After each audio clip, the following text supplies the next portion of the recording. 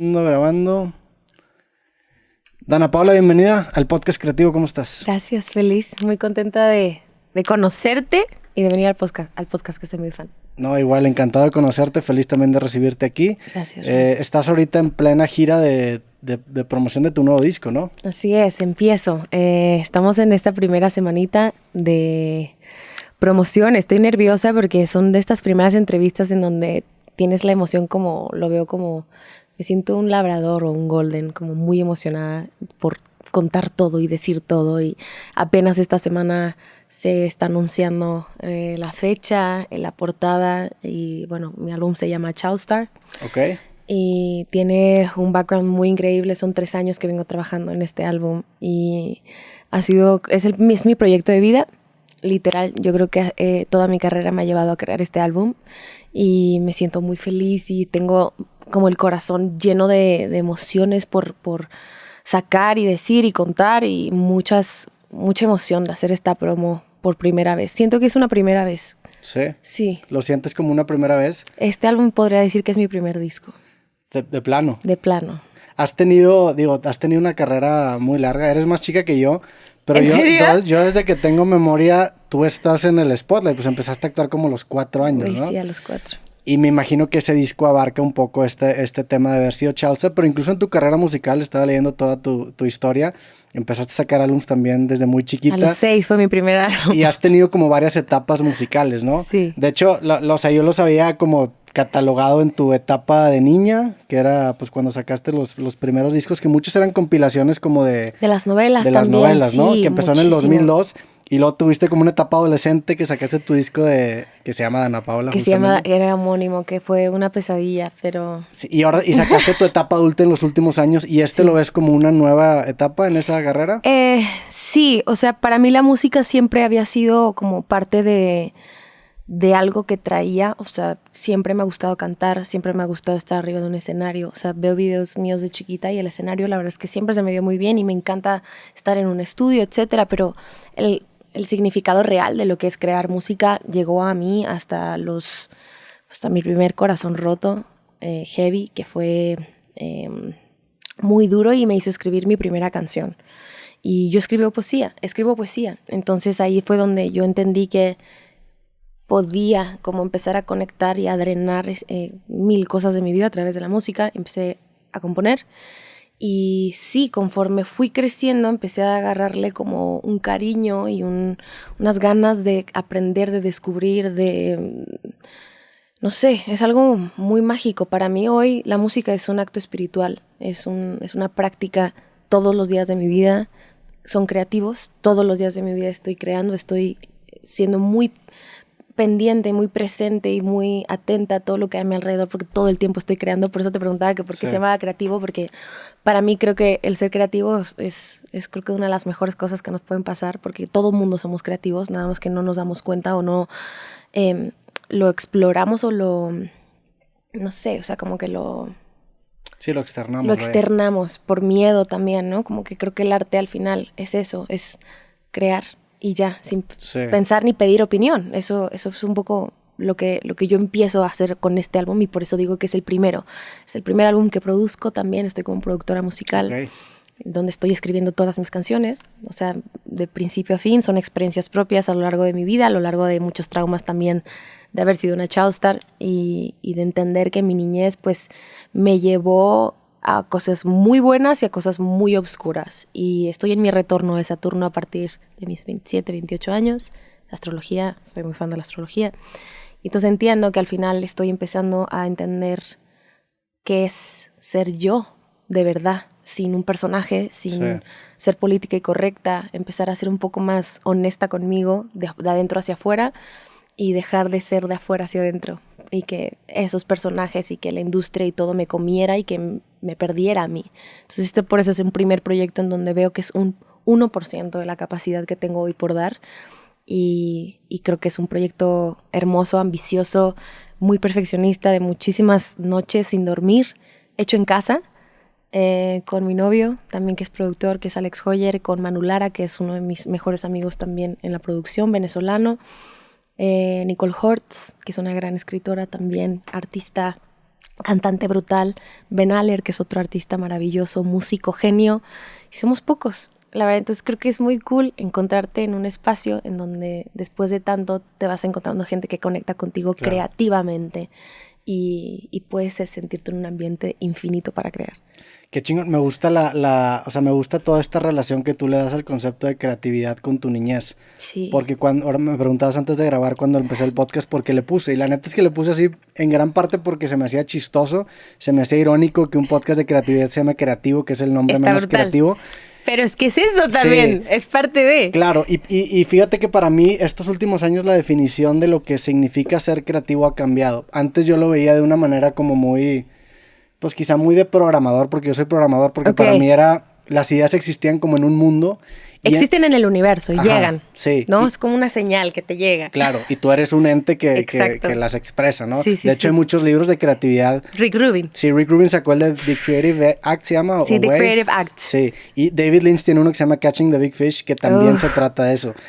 Pero a lo que iba es que viven en este universo, ¿no? Y para mí la creatividad era como que intentar conectar algo con otra cosa que no tuviera una relación aparente. O sea, pues yo te puedo decir, a lo mejor la palabra avión y la palabra ala, pues no es tan creativo porque la relación está muy cercana. Sí. Sin embargo, si te digo avión y te pongo, no sé, plano, planeación. O marihuana, o sea, sí, ya empiezas a volverte un acercamiento más creativo.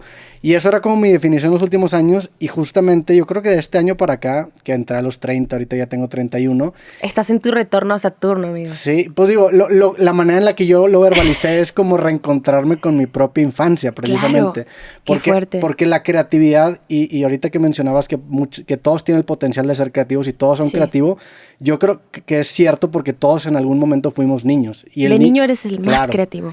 Entonces la creatividad personalmente se ve como una conversación que tú estás teniendo contigo mismo y la tienes a lo largo de tu infancia, pero eventualmente creces y pierdes esa conexión con quién eres tú en realidad. Por la sociedad, por lo 100%. Que te van como con lo que vas aprendiendo. Yo siempre creo que me trabajo mucho en el desaprender.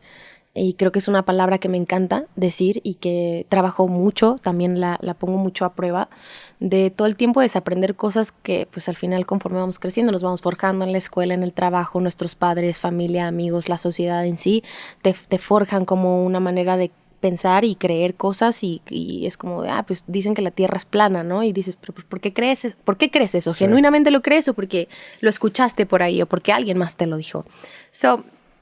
Creo que para mí justo, me encanta que lo digas porque una de las cosas que yo he descubierto es este primer instinto al momento de crear, que es como cuando eres niño y le enseñas, yo así me siento con mi disco hoy, con el álbum, es como que hice un dibujo, creé todo y es como que a nadie se lo enseñé, ni siquiera a mi disquera, y me odiaron por eso, porque fue como de, es que no nos enseñas, yo es que no está listo, te lo juro que no está listo, espérame 3 semanas más. Y entonces me empecé a dar cuenta que era mi proyecto más ambicioso porque era algo muy personal, era mi dibujo, era ese final en el que llegas con tus papás y le dices, mira lo que hice. Y es esa sensación de sentirte feliz con el resultado, de estar conectado con lo que has hecho, de sentirte libre de ser, y creo que eso es lo que hemos perdido un poco como sociedad también, ¿no? Como esta cosa del niño interior también, claro. Y de ser sin pensar y qué van a decir y qué van a opinar los demás de ti. Y creo que creativamente y siendo artista cada vez es más complicado en un mundo obviamente tan digital como el de ahora, que todo el mundo tiene opinión, todo el mundo te dice, bueno, en un TikTok, en una foto de Instagram, whatever, como que es difícil llegar a un punto en donde te sientas bien seguro de ti y de lo que estás creando y de lo que estás haciendo, sin importarte lo que allá afuera piensan, porque pues al final somos un mundo interno, cada quien muy distinto. Sí, la relación que tiene hoy en día el artista con la crítica es muy distinta antes, porque antes, pues la Mona Lisa, por ejemplo, no tenía una caja de comentarios. Hoy en día los comentarios son parte incluso de la dinámica para que llegue a más gente una canción o cualquier pieza de arte. En tu caso, este disco se llama Childstar, me estás comentando. Normalmente pregunto a la gente que cuándo fueron sus primeros recuerdos de quererse dedicar a lo que se dedican hoy en día, pero en tu caso desde los 4 años ya estabas involucrado, cuando menos en el mundo público, en el tema de actuación. Creo que estuviste en Plaza Sésamo. Sí. ¿Tus primeros recuerdos ya tenías como ese papel de vida pública? Sí, o sea, es loquísimo de ver porque, a ver, mi papá estuvo dentro del medio, él fue cantante de una boy band en los 80s, 90s. Y mi mamá, de parte de mi mamá, pues tenemos muchos tíos, tías que se dedican a la actuación también. Y como que yo siempre lo traje. O sea, realmente a mí mi destino de vida era estar dentro de esto, porque siempre fue algo que disfruté, que siempre le pedí a mi mamá y a mi papá como de yo quiero salir en la tele, yo quiero cantar. Y siempre me gustó, solamente que llegó un punto en el que perdí la noción de que ya se había convertido en mi trabajo. Entonces, pues básicamente siempre me gustó y siempre me gustó crear y actuar y prestar obviamente mi persona a otros personajes, pero empecé a construir, o sea, desarrollé toda mi personalidad en distintos personajes. No desarrollé una Dana, una persona como todos nos forjamos en la escuela por los amigos, claro, la familia, whatever. Yo lo hice en un set. El otro día me preguntaban algo súper cagado porque estoy escribiendo aparte como otro monólogo, que tengo un monólogo en el tráiler de mi álbum Brutal. ¿Tienes un monólogo? Sí, okay, actúo en el tráiler de mi álbum. Ahorita te lo enseño, está mamón. Y justo empiezo a escribir como desde esta primera experiencia de lo oscuro que es estar en terapia y darme cuenta de todo lo que he vivido. Y me dice, ¿cuál es un olor que te recuerda a tu niñez? Y yo, plástico quemado. Y dije, ¿pero qué clase? Le dije, las lámparas en los sets de grabación tenían las gelatinas antes, como con estos, sí, las lámparas muy grandes, y cuando se derretía era el como plástico, para difuminar la luz. Sí, era o color, ¿no? Que le podías poner como color de, ya sabes, ámbar para que se viera de día el foro, o azul para que se estuviera la luna, ¿no? Y pues por supuesto, como yo crecí en foros... Eso te lleva a tu infancia. Me lleva a mi infancia el plástico quemado.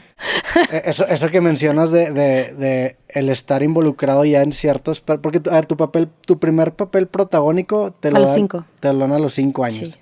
Entonces estás en este momento clave en tu desarrollo en donde apenas estás consolidando tu propia personalidad, ¿no? Es un niño, o sea... Sí, y o sea, mi pregunta es ¿qué tanto ese protagónico influyó cómo eras de niña? Porque me acuerdo que hace algunos años leí un libro de James Franco que se llama Actors Anonymous. Y hablaba sobre cómo sí, me muero por leer ese libro. Eventualmente perdía su identidad por tener esos roles.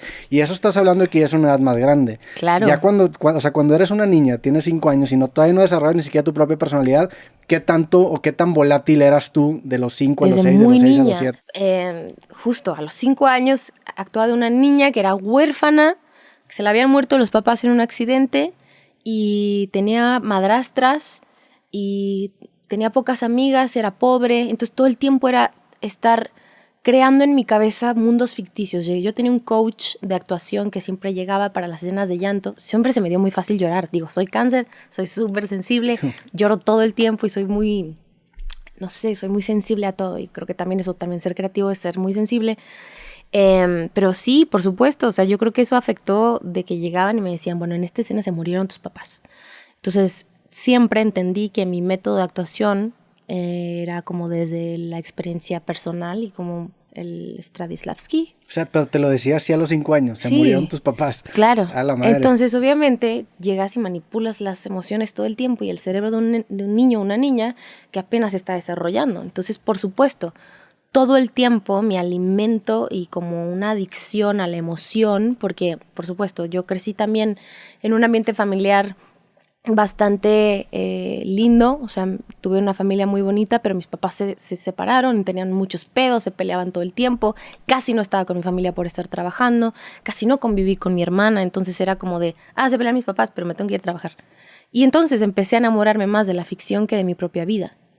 Y eso empieza a ser dark en terapia de decir, ok, ¿de dónde vienen las parejas de las que elegí? ¿Por qué de repente había ciertos personajes que me dolía dejar? O sea, yo para que se terminara un proyecto de 6 meses, cuando hice miles de novelas de niños, era un mar de lágrimas. Era como, güey, no me quiero despedir. Y siempre he dicho que no soy buena para las despedidas hasta ahora, que la verdad ya un poco lo trabajé mucho en terapia, pero despedirme era algo que no podía. O sea, era un mar de lágrimas de saber que cada 6 meses terminaba un proyecto y conocía gente nueva todo el tiempo. Por eso amistades así como muy de la escuela, de toda la vida, casi no tengo. Es como sí, a ver, y es diferente hoy en día despedirte de un proyecto de 6 meses que cuando eres niño. O sea, tienes 5 o 6 años, 6 meses para ti. Cuando te cambian de escuela todo el tiempo. 6 meses para ti es como el 40% de la vida que te acuerdas. Sí. O sea, es una cantidad gigantesca de tu vida, ¿no? Y luego el desarrollo del cerebro de los niños, al final, no recuerdo bien el nombre, pero justo hay como lapsos, son lagunas mentales en los niños, en donde no te acuerdas mucho de tal edad a tal edad, porque tu cerebro como que termina de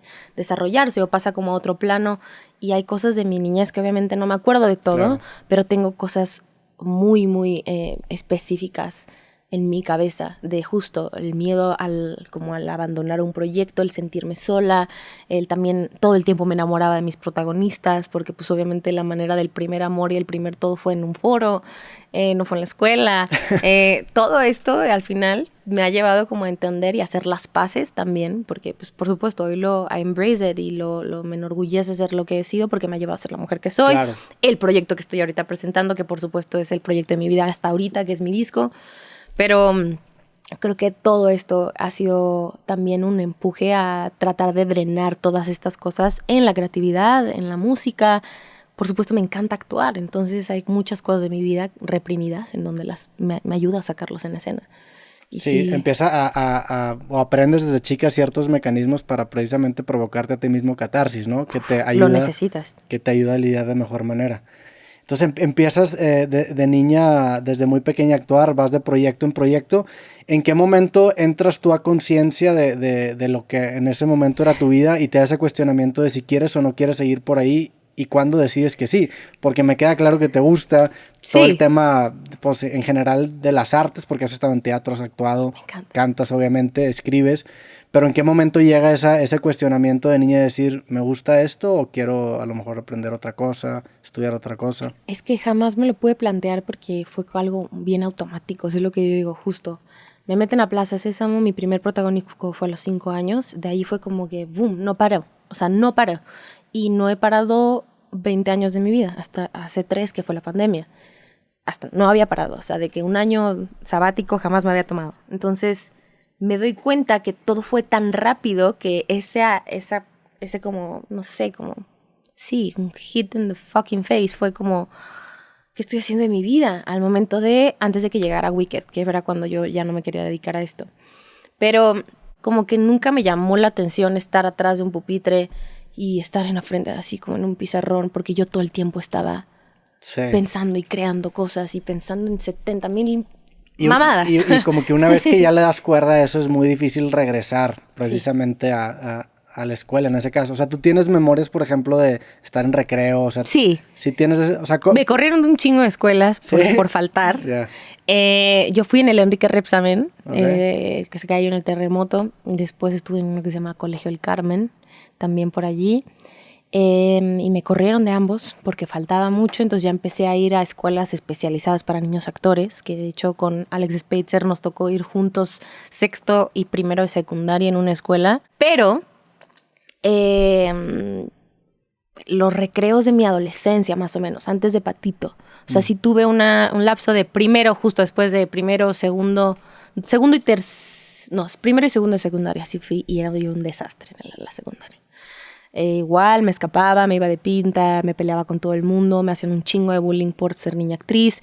Eso también, como que rechacé muchas veces y muchos años de mi vida mi profesión, porque ser la niña rara del grupo era raro, o sea, era feo para mí. O sea, me hacían bullying por salir en la tele, en lugar de ser algo cool de, wow, sales en la tele, era como de, jajaja, sales en la tele.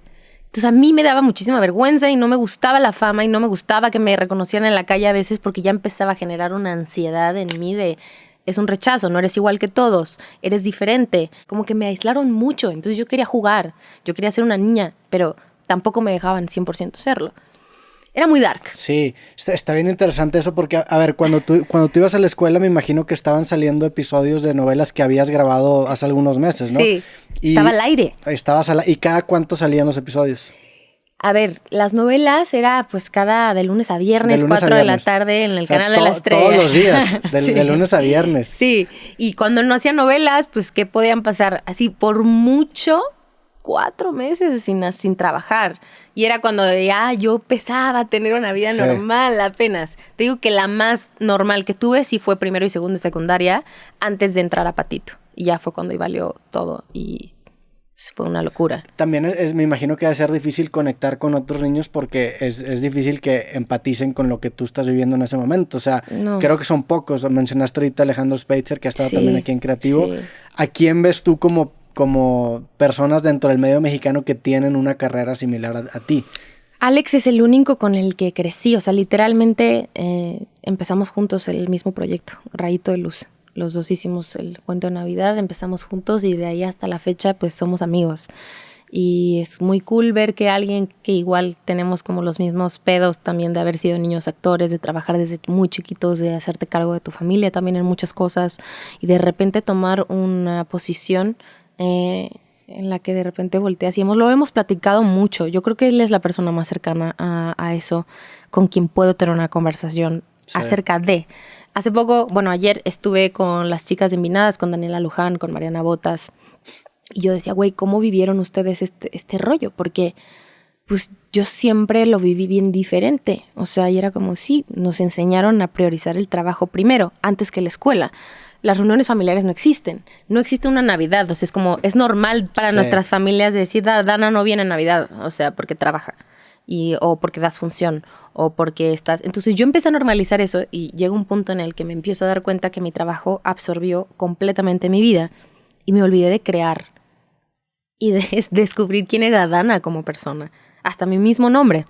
Me cambio el nombre también en esta era porque mis papás me bautizaron como Dana Paola, por supuesto, en mi acta de nacimiento, pero pues también decidieron mi nombre artístico. Nunca... ¿Te cambiaste el nombre? Sí. ¿Cuál era tu nombre artístico? Dana Paola. Ah, sí, pero bueno, te llamabas Dana Paola. Sí, toda la vida. Sí, igual también en mi acta de nacimiento normal. O sea, en realidad esas dos personalidades siempre fueron una. No había estaba escuchando justo siempre, Anita dice que tuvo que crear a Anita. Sí. ¿No?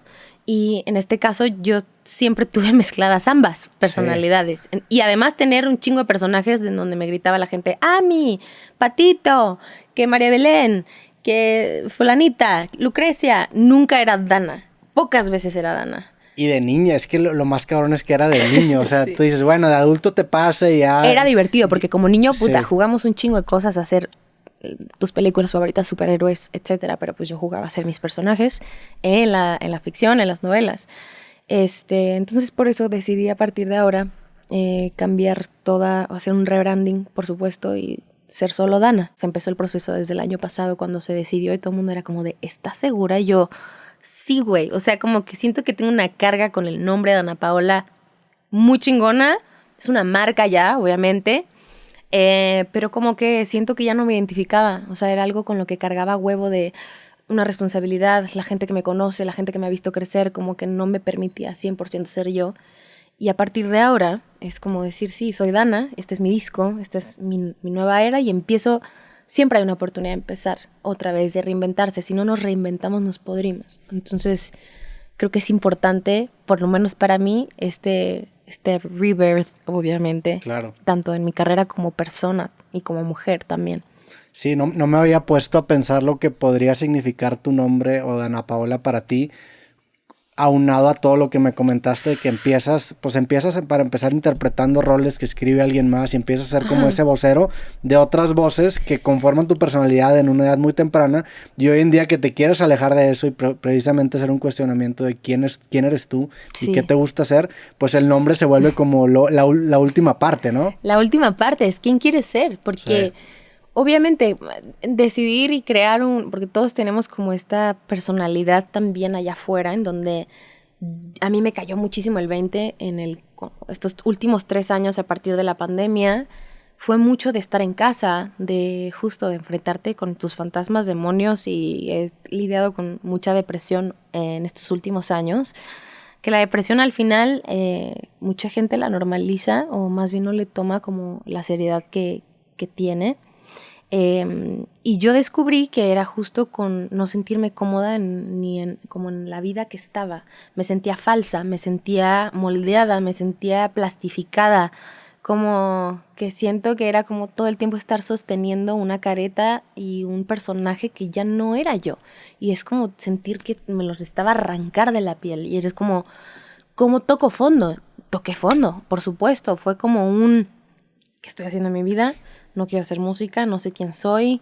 La gente no se da cuenta que, no sé, como que siento que la gente supone que me conoce, pero en realidad no me conoce de nada. Y algo creo que es lo que vengo con este disco justo es, lo digo en el monólogo, you don't know shit about me. ¿Y por qué? Porque adjudican y suponen y creen cosas que obviamente fueron parte del personaje que actué toda mi vida, como Dana Paola, la artista. Pero Dana, la persona, justo el desaprender todas estas creencias que me crearon en una industria, en una sociedad, etcétera, y que construyeron a esa persona que hasta yo misma me compré. Y a lo mejor yo no pensaba igual, yo pensaba distinto, yo no estaba de acuerdo con cosas y las tenía que hacer. Sí. Por seguir la línea. Sí, me imagino también que, a ver, lo difícil de hacer estos giros biográficos o de estos cambios es que, y aunque quieras o no, te planteas a ti mismo la pregunta de que no mames, si estoy cambiando ahorita, eso significa que mis 26 años de vida que llevo fueron para nada, o sea, estaba persiguiendo el camino correcto. Yo pensaba eso. Y eso es lo cabrón, que Sí. el cambio tiene el potencial de resignificar al pasado. En tu caso, ¿qué rol juega tanto tu infancia como tu carrera hasta este punto? O sea, ¿estás agradecida de que te pasó? Sí. O sea, ¿lo ves como algo necesario? ¿O cómo solucionas esto de decir, quizá me estaba persiguiendo el camino incorrecto? Yo creo que es como este switch de como que agarrar el volante y de repente estrellarte y decir, verga, ¿qué estoy haciendo en mi vida? Porque el fondo que toqué fue bien duro. O sea, fue de muchísima como introspección, de mirarme al espejo y decir, ¿quién verga soy? ¿Quién es esta persona? ¿Qué me gusta? ¿Qué no me gusta? ¿Me gusta el chocolate, güey? O simplemente me gusta porque estoy favoreciendo a la gente todo el tiempo. Hoy lo honro muchísimo. Tuve que pasar por mucho proceso de terapia para hacer las paces con esa niña, de escribirle una carta a esa niña. Este disco es para mí, este disco es para esa niña, para esa child star.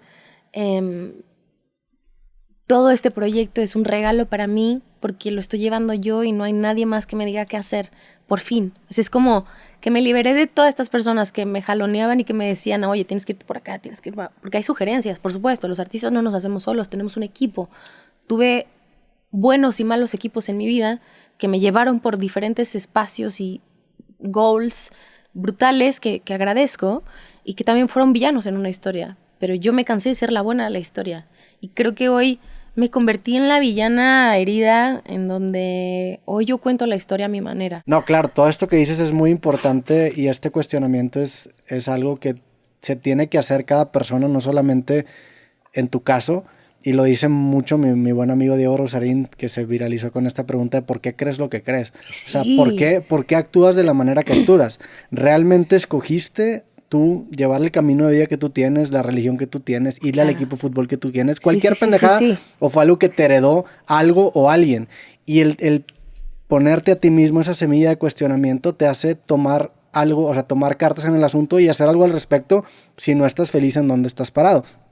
Porque la verdad es que tienes que vivir la vida bajo la premisa de que el no tomar acción es una acción. O sea, si tú no diseñas tu vida, alguien o algo más lo va a diseñar por ti. Algo más lo va a diseñar por ti. Y hay que tener el valor de enfrentar las cosas. Le echamos siempre la culpa al exterior, a lo externo, a lo que las personas nos hacen. Ayer decía algo justo de todos los patrones que repetimos en las relaciones que tenemos.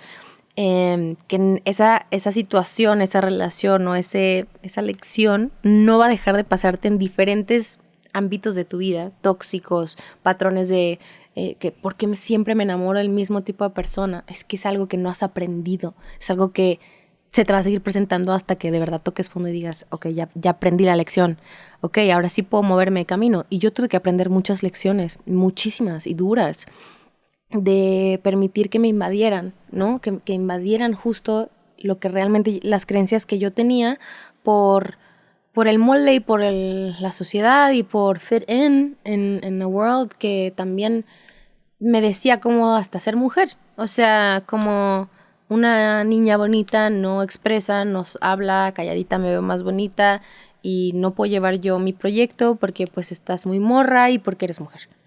Y eso también me lo he enfrentado un chingo de veces en mi vida, desde muy niña también. O sea, creo que algo que sí agradezco es que mi papá me protegió mucho de este mundo machista dentro de la industria que es bien dark. Pero igualmente me he enfrentado hoy como mujer a muchos hombres todavía que me quieren ver la cara de estúpida en el trabajo. Y hoy siendo jefa, hoy siendo líder de una compañía, hoy siendo empresaria, productora, compositora y obviamente mujer dentro de un espacio de trabajo, es como lo primordial para mí, es la honestidad y mis creencias. Y yo no acepto un no de la gente. Yo puedo decir que no, pero creo que siempre hay una solución ante todo. Como que alguien viene y te dice, híjole, no se va a poder. Yo le digo, bueno, busquemos una solución. Te invito a que rebusques en las miles de opciones que hay allá afuera en el universo, en las ideas que puedan llegar para solucionar algo, porque los problemas así se van disolviendo en la vida, no se acaban, pero pues le van llegando maneras de atacar una, otra, con base a tus experiencias de vida, y así simplemente toman otra prioridad. Entonces lo que yo trato de hacer hoy en día es siempre enfrentarme a estas situaciones con hechos, con tablas y con mucha sabiduría. Como que soy una persona que me gusta seguir aprendiendo. Me gusta también aceptar que la cagué, me gusta también aceptar que hay cosas que todavía 100% me cuestan. Ser adulto duele, crece y está de la chingada muchas veces. Saber con las cortinas cuestan muy caras, güey. O sea, decíamos, o sea, son cosas que de repente todo el hacer súper, o sea, chinga, cosas, pagar impuestos, el llevar una empresa, todas estas cosas, por supuesto que a mí jamás se me enseñaron, porque yo siempre fui el no, tú dedícate a cantar, tú haz esto, tú haz lo otro, tú no aprendas. Y entonces cuando te llega la bomba gigante dices, uy, tengo que aprender de putazo y en la marcha. Pero creo que es lo mejor que me ha pasado y lo agradezco, porque las cosas no pasan porque sí. Al contrario, te llevan a hoy poder vivir la vida que quieres. Como dices, el diseño de tu vida está en ti. Si tú no lo haces, no lo va a hacer nadie más. Sí, está bien interesante que dices todo esto de o sea, como empezaste tan chica, te tocó vivir mucho de las prácticas en la industria del entretenimiento de principios de los 2000, finales de los 90, ¿no? O sea, este discurso que tú me estás dando me dicen muchos artistas que son mucho más grandes que tú, pero como tú llevas ya una carrera tan longeva, tan corta, yo me siento bien veterana, güey. Tienes como esa sabiduría. O sea, eso, por ejemplo, lo hablé con Pepe Aguilar, que me platicó sobre su disco y los errores que cometió y cómo pues en los 90s y en los 2000s existía esto del artista, tú dedícate al arte y nosotros nos encargamos de behind the scenes. Cuando hoy en día el creativo o el artista completo tiene que estar pisando todos los terrenos, tiene que saber tener un entendimiento integral de lo que implica crear un álbum, crear una película. Y lo que es la industria de la música, o algo que es bien importante justo es eso, es escuchar. Yo por eso digo que me siento veterana, güey, porque de repente yo llego y ya es la que ya lleva 20 y tantos años trabajando. Y yo, hola, ¿qué tal? Pero al contrario, para mí en la industria de la música llevo bastante pocos. En realidad llevo 5 años escribiendo, entendiendo, aprendiendo. Hoy soy editora, directora, productora, por supuesto compositora. También o sea, como que me involucro tanto en todo lo que hago, porque pues al final es esta visión en donde digo, ok, hoy quiero llevar mi música así, el publishing, el saber que hay una disquera, que hay un booking. Ser artista de tarima es una cosa, por supuesto, y me encanta. O sea, respeto a todo aquel que nos subimos en tarima. Pero yo soy espectáculo. A mí me gusta crear espectáculos. A mí me gusta gastarme mucho dinero en mis shows. ¿Por qué? Porque, pues, la verdad, he aprendido y he tenido la oportunidad de trabajar tanto en teatro musical como en la industria de la música. Entonces me gusta fusionar ambas cosas, contar una historia arriba de stage, todos los días disciplinarme, tomar clases de canto, baile. ¿Por qué? Porque creo que para mí el arte también tiene que ver con todo el tiempo estar moldeando y perfeccionando y no dejar que llegues a una zona de confort en donde no te motive lo que estás haciendo. Claro. Siempre poner retos. A mí las cosas difíciles me encantan. Entonces es un pedo porque entre el equipo es como, ¿tú crees que podemos bajar aquí un unicornio en el stage? Es como de, sí se puede, te lo juro que sí se va a poder. Y hoy en día trabajo con gente maravillosa, creativa, artística igual que yo y loca como yo, que es como tus amigos del cole cuando estás chiquitito. donde juegan a que, güey, se crearon un mundo gigante y todos tienen la posibilidad de crear. Para mí eso es mi proyecto. Persona que entra a mi proyecto, persona que es capaz y tiene la libertad de crear sus sueños junto conmigo.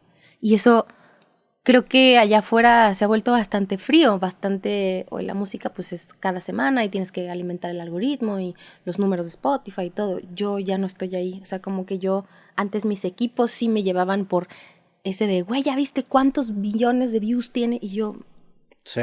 Nunca me ha sido relevante o me ha hecho definir ni mi carrera ni mi talento los números. Y lo loco de todo esto es que si bien el estándar o la norma de la industria hoy en día es como esta cultura de sencillos y cuidar los números y monthly listeners y followers y todo esto, eso obviamente es una antítesis o una rebelión de cómo era antes, cómo eran los 90s, que era este álbum de concepto, pues el sacar... Que sacáramos un álbum...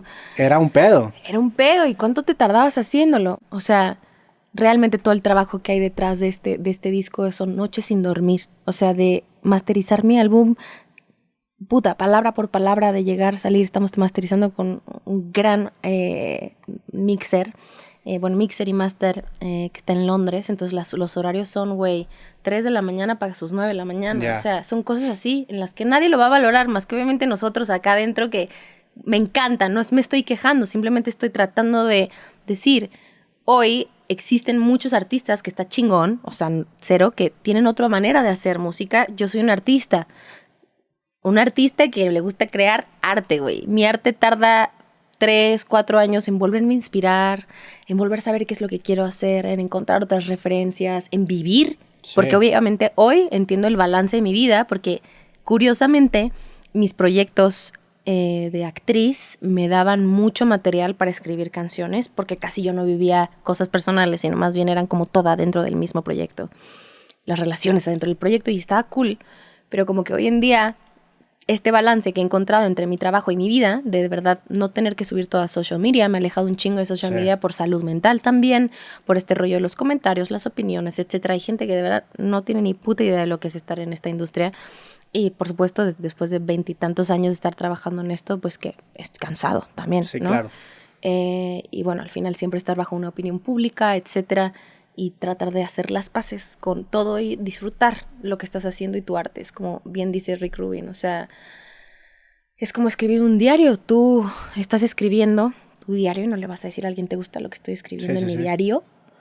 Creo que es eso. Para mí, el crear hoy un proyecto, un álbum, tárdese lo que se tarde, es mi diario, es mi vida, son mis ideas, y al final tengo un equipo que incluye también cosas y experiencias, porque las cosas no se pueden hacer como pan caliente. Sí. Que está chingón meterte en un estudio con 25 productores y writers y hacer campings. Yo los he hecho, pero siento que la energía como que se va, porque hay muchas ideas, hay muchos puntos de opinión. Por eso para mí también es bien difícil colaborar así, porque sí, como en la pandemia, que todo el mundo colaborara con todos y era como por Zoom, y a ver, hasta sesiones por Zoom, y todo eso, toda esa magia se perdía.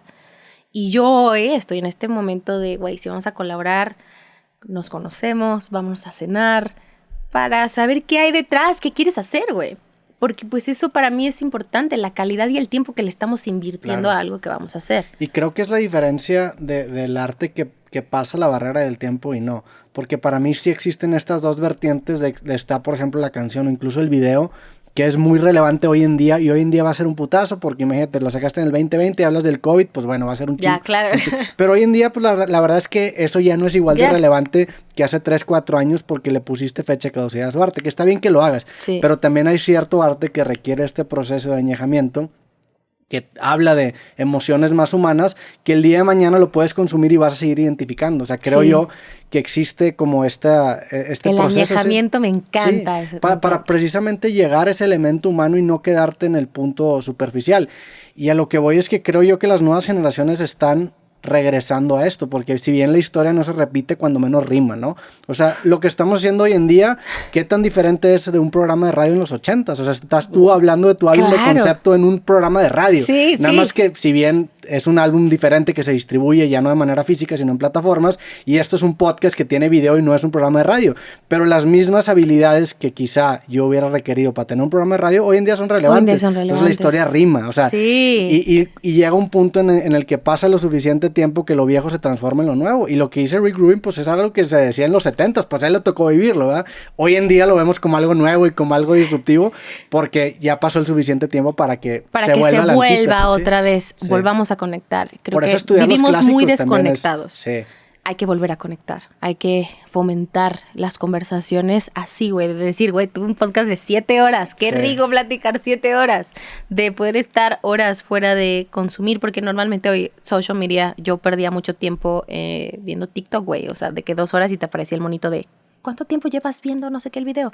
Y digo, verga, estoy perdiendo el tiempo. ¿Por qué? Porque eso ayuda a quitarte ansiedad, a perder un poco el tiempo que pasan las horas. Dentro de mi depresión, obviamente, mucho era dormir. Yo dormía 14, 16 horas.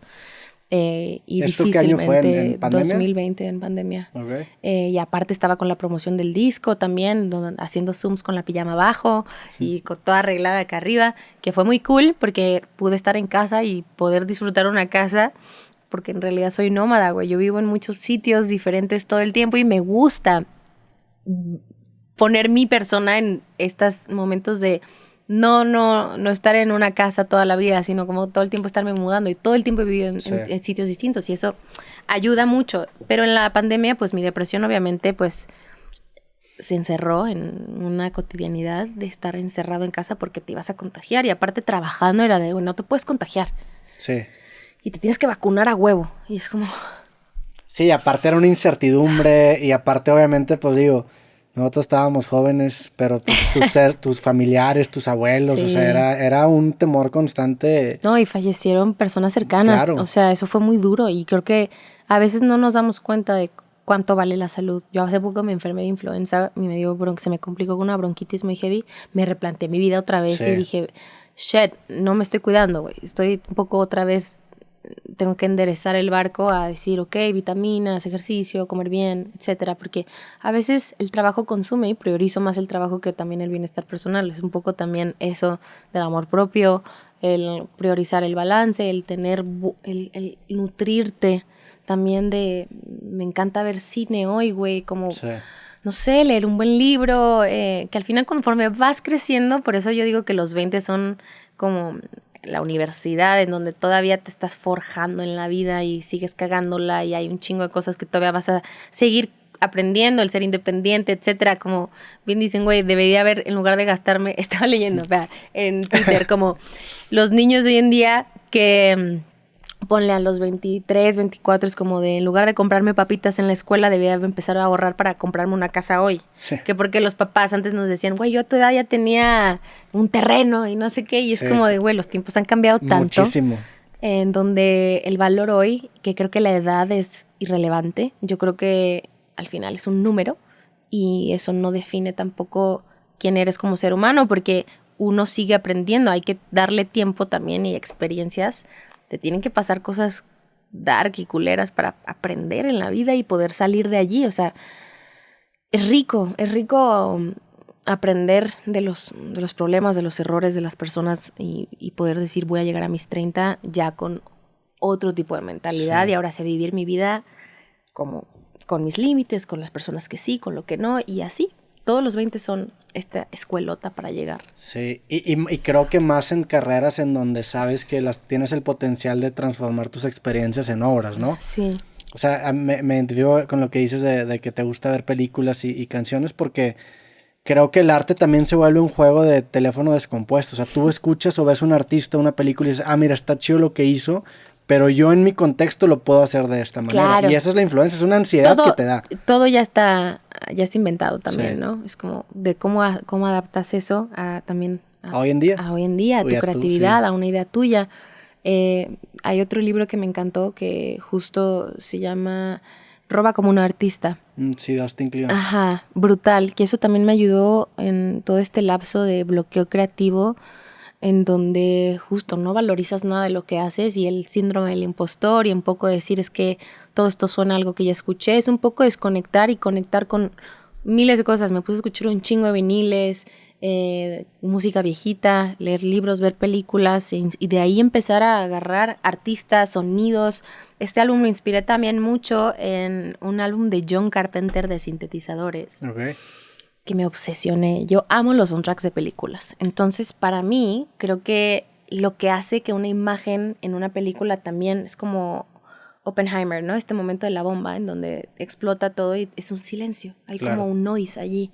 Y eso te genera como algo acá. Y creo que el sonido y la imagen tienen que ir un poco como en conjunto. Entonces, 100%. Ese fue un poco también mi trabajo de investigación para este álbum, de un poco agarrar estas cosas de películas, de otro tipo de compositores, de directores de cine, muy Tim Burton, obviamente también escuchar a Guillermo del Toro hablar y echarme un clavado a todas las cosas que me han marcado y de ahí empezar a sacar ideas. ¿Y esas ideas las guardas en algún lugar, las escribes, las anotas? Muchas libretas. ¿En libretas? Sí. Soy la niña de las libretas. ¿Sí? Todo el tiempo, en cada viaje, en cada sitio, en servilletas, en los papeles estos del avión que son como los papeles para vomitar en el avión, por si te mareas. Las bolsitas. Las bolsitas de papel. Bueno, de esas tengo un chingo de notas cuando no traigo libreta y he pedido plumas, etcétera, para ir escribiendo, porque para mí creo que no hay mejor terapia que hoy en día ver todo lo que he escrito estos últimos 5 años de mi vida, cuando me fui a vivir también a Madrid, y ver el lugar en donde estaba. Y saber que soy una niña bastante dramática, soy una mujer que ha vivido en una sombría mucho tiempo y con muchas cosas guardadas, pero todo está en todas estas libretas. Y también saqué y desempolvé muchas historias, experiencias y momentos de mi vida que pude regresar a esas libretas y tenerlas allí y poder decir, necesito hacer una canción de esto, ¿por qué no escribí sobre esto? Voy a hacerlo canción. Y hay distintas historias en este álbum que vienen desde esos escritos, experiencias recientes, experiencias de hace muchos años, y entonces todo como que crea un concepto. Sí, creo que se subestima mucho hoy en día el poder que tiene escribir, ¿no? En el último libro que saqué hay un capítulo que se llama Escribir es el cardio de la creatividad. ¡Uy, qué rico! Y para mí sí es como, o sea, si bien te ayuda en planear tus cosas y quizá estructurar tus ideas, el poder que tiene a largo plazo de poder, por ejemplo, si algo te hace que te sientas mal, ¿no? Tienes esta emoción abstracta en tu cabeza que si no la delimitas, pues no la vas a poder combatir. Sin embargo, cuando ese mismo sentimiento la pones en la prueba del papel, pues cuando menos lo delimitas y dices, mira, esto es lo que me hace sentir mal, y empiezas a ver ciertas maneras de cómo atacarlo, ciertas imperfecciones, ciertas incongruencias, y te hace ser una mejor persona, porque lo decía Lacan, la palabra mata la cosa. Sí. O sea, es eso que no sabes verbalizar. Una vez que lo verbalizas, sabes cómo atacar esa cosa. Es como poner en una balanza las cosas 100%. Buenas y malas, ¿no? Como típico de esta relación que te da. Sí. No, pues me da tal cosa y me da... Entonces haces una balanza y dices, ok, creo que verlo también, escribirlo, sacarlo. A mí me gusta escribir canciones, por ejemplo, no me gusta escribirlas en el móvil. Me gusta agarrar mis papel, lápiz, pluma, whatever, colores, todo, como porque creo que te vas acordando mejor cuando lo escribes y vas como conectando más ideas al momento de verlo tangible. Claro. Y también, yo tengo una letra horrenda, pero creo que para mí también el entender mi propia letra me ayuda también como a seguir trabajando mucho mi cerebro. Y hay algo que se esconde en tu caligrafía que le da todavía un toque más personal a tus propias ideas. Y hay un concepto de las personas en el Renacimiento que se llama Commonplace Book, que son estas libretas que, por ejemplo, Da Vinci tenía una, en donde anotaban recetas de cocinas y fórmulas matemáticas, y la idea de estas libretas era que ideas de distintas áreas de conocimiento se juntaran en un lugar, tuvieran sexo y saliera una idea completamente nueva. ¡Brutal! O sea, el combinar ideas de cualquier lado, llámese cine, biología, cocina, te hace entender que al final de todo es conocimiento humano, y lo que aplicaste aquí lo puedes extrapolar y aplicarlo de esa manera. Y de ahí vienen las grandes disrupciones en la tecnología, en el arte, cuando encuentras la manera de aplicar un patrón que aprendiste en un lugar que al parecer no tenía nada que ver y lo traes a tu propio mundo, ¿no? Entonces, también tiene ese valor el escribir las ideas. Total, y combinarlas y compartir, colaborar. Me ha tocado de repente tener experiencias en donde hay gente que no le gusta colaborar. Como que dice, no, esta es mi canción y así va. Y es como, oye, pero no, así va. Me pasó con una gran escritora muy famosa, a quien conocí en Los Ángeles y admirarla muchísimo. Y luego me doy cuenta que al momento de decir, ¿cómo hacemos? ¿Cómo creamos, güey? No mames la eminencia que es esta mujer. Yo decirle, mira, se me ocurre... No puedes tocar. O sea, es así y así la cantas y así va. Entonces como, ok. Y entonces como que me deja como con un bajón. Sí. Entonces digo, ok, te admiro un chingo, pero mi manera de crear me corta todo. Como saber que estoy cantando algo que no, o estoy interpretando algo que no me conecta. Me gustaría poder meter mano. Hay gente que no le gusta y está bien. Por eso creo que cuando haces las cosas tú y colaboras con gente con quien tiene una idea de ¿por qué no? ¿Qué tal si ponemos tal cosa? ¿No? Por ejemplo, este álbum lo hice también cocinando. Lo hicimos en casa, en el estudio de la casa. Entonces fue muy cool porque fueron mucho tiempo en donde de repente estábamos haciendo un beat con Alex, Ben, Nicole y yo en la casa de repente y yo me subía y para sacar melodías y escribir yo me subía a cocinar. Okay. Entonces para mí la cocina también es una parte creativa. Me fascina la cocina, me mama. O sea, es algo que yo iba a dejar esta carrera por irme a estudiar gastronomía, o sea, así de heavy. Okay. Y creo que siempre he combinado también estos dos placeres de escuchar buena música, tomar buen vino, comer rico y compartir una buena conversación. Y este disco es mucho eso también, o sea, subirme a crear otra cosa.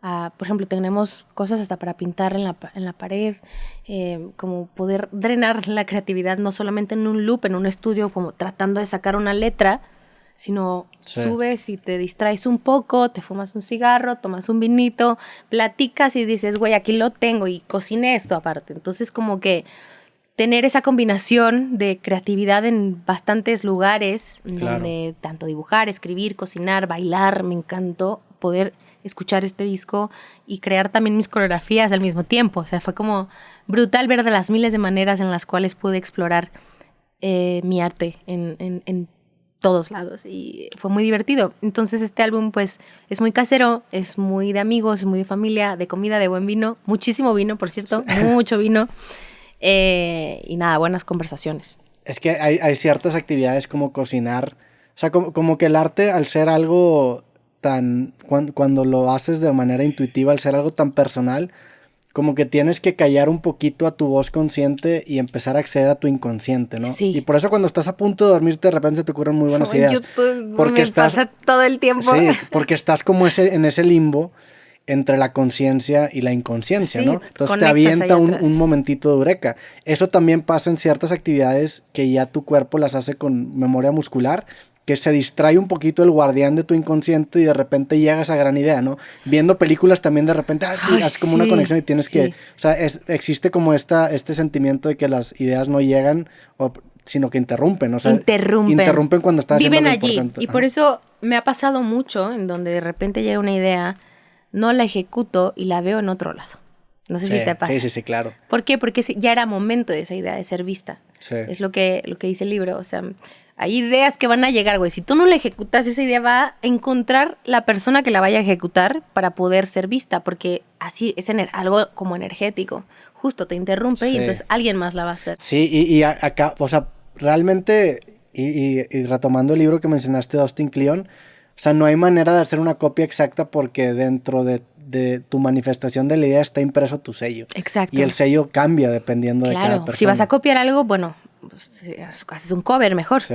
Pero creo que justo uno está también construido y como creativo de muchas referencias. Entonces al momento de tú crear y decir, bueno, yo tengo todas este cúmulo y este campo gigante de referencias, es lo que te decía de lo de John Carpenter. ¿Cómo llevo esto a John Carpenter a mi disco? Entonces hice un álbum con puros sintetizadores. De principio a fin, yo dije, me encanta, me compré un Júpiter, me acuerdo perfecto, en Los Ángeles. En una tarde llevan a cerrar Guitar Center y me enamoré del... Y dije, güey, me encanta, y me lo llevé y lo tuve que guardar en Los Ángeles en una bodega porque no me lo voy a traer a México, estaba muy grande. Pero son de estas cosas que en donde empiezo a enamorarme de la música también a través de un chingo de opciones que hay para seguir creando y decir, este es el Júpiter que necesito para crear los sintes de mi disco. Sí. Y pues esa realización es bien poderosa porque en un mundo de opciones casi limitadas, el decir, esto es el que yo quiero, te pone un paso muchísimo más cerca hacia cumplir tu meta. Hay una cita de Stravinsky que decía, entre más me limito, más me libero. Entre más me cierro a una posibilidad, irónicamente, más me estoy liberando, porque si no, la cantidad de opciones te abruma. Claro. Tú te metes a Netflix, a Prime Video, hay tantas opciones que dices, puta madre. Entonces, lo que parece una ironía, pero tener muchísimas opciones te acaba haciendo que vivas en una prisión. ¿Por qué? Pues porque el hecho de que escojas uno, el costo de oportunidad de eso es gigantesco, porque estás negando 9.999.000 opciones. Cuando antes había 4, es de que, bueno, voy a escoger este y nada más le voy a decir 3 que no. Y eso aplica para todo. Es un poco confiar también en el instinto, en el primer... poner la atención a esas cosas intuitivas que tu cuerpo te dice, hay algo ahí. Síguelo. Sí. Y eso, es confiar. Es dificilísimo confiar en tu intuición a veces, porque justo llega el síndrome del impostor y es maybe it's not good enough, ¿no? Todo el tiempo como... Pero yo creo que cuando haces las paces con eso también, no importa lo que haya afuera. Es como seguir esa línea en donde yo quiero que sea color azul, porque yo lo veo y me encanta. Y si alguien dijo, no, es que yo lo veo más gris. Tú, en tu mundo lo ves gris, pero yo lo veo azul. Claro. Y para mí es azul. Entonces, eso es también defender tu creatividad y defender tu arte. Y me pasó mucho con este disco también, de mucha gente como que trataba de opinar y es como, no, pero es que no. Sí. No te estoy pidiendo opinión, te lo estoy enseñando. Sí. Y entonces llega un punto, porque obviamente siempre en mi vida fue así. Durante toda mi vida fue opinión, cámbiale esto y el otro. Y hay gente que no me entendía cuando yo quería cambiar algo en una canción. Me daban el avión 30,000 veces y era muy frustrante. Por también, a lo mejor no aprender los miles de maneras en las que se llama un snare, un kick, aprender también de música. Yo no sé leer partituras, no es de que yo sepa leer, ¿no? Como músico, pero es algo de instinto y es algo intuitivo para mí el hacer un acorde. O sea, es como muy loco. Claro. Es algo que ya viene ahí, que me gustaría seguir aprendiendo y por supuesto aprender un poco más a leer, pero si no se me da, pues seguir haciéndolo un poco autodidacta. Sí. Como...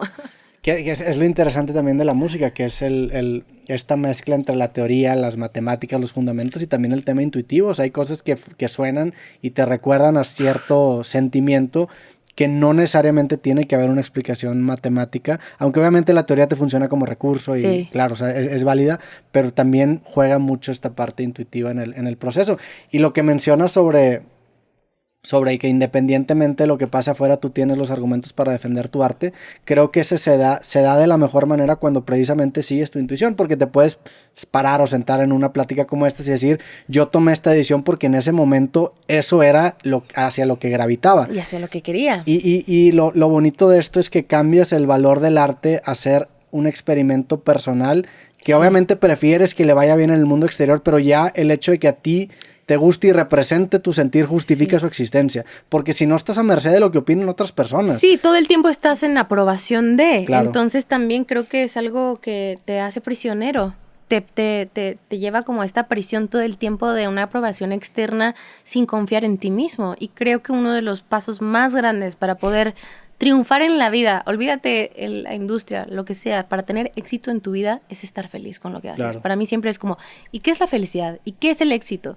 El éxito es poder saber que todo a tu alrededor es algo que conecta y resuena contigo. Que la relación en la que estás, obviamente el proyecto que estás creando, el trabajo que tienes, los amigos, las decisiones que tomas, que todo al final es algo que tú eres responsable y que eres feliz. No dejas que alguien más invada eso y que tome decisiones por ti. Eso es dejar invadirte. Y es aprender, duele, por supuesto. A veces da miedo tomar esos pasos.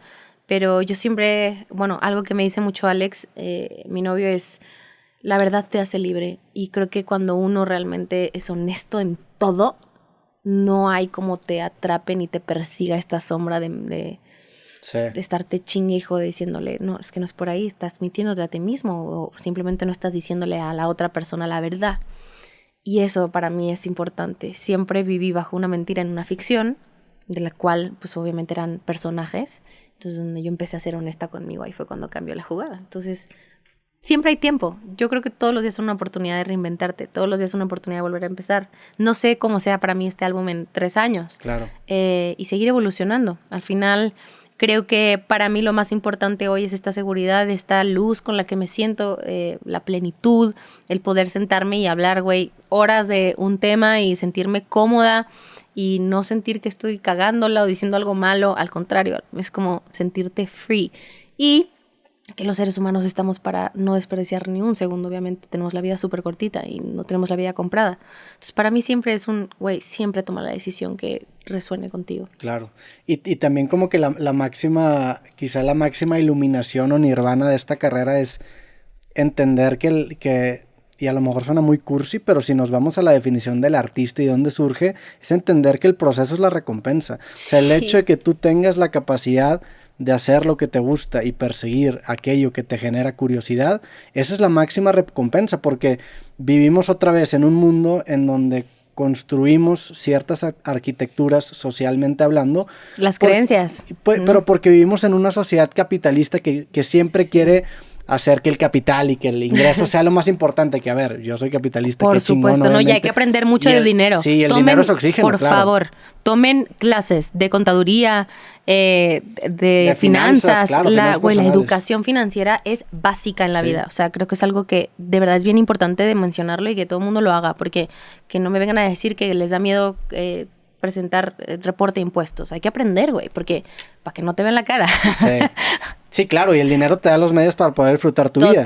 Total. Y a lo que iba es que hay, y otra vez retomando estas personas que se hicieron famosas en los 70s, que hoy en día son muy vigentes. Sí. Hace algunos años me aventé una reflexión de un güey que se llamaba Alan Watts. Y él tenía esta reflexión que decía que la vida era como una canción.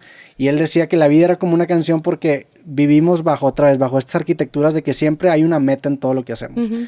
Y como que todo mundo nacemos y tenemos algún caminito por default de creces, estudias, tienes una carrera, te casas, tienes hijos, te jubilas y te mueres, ¿no?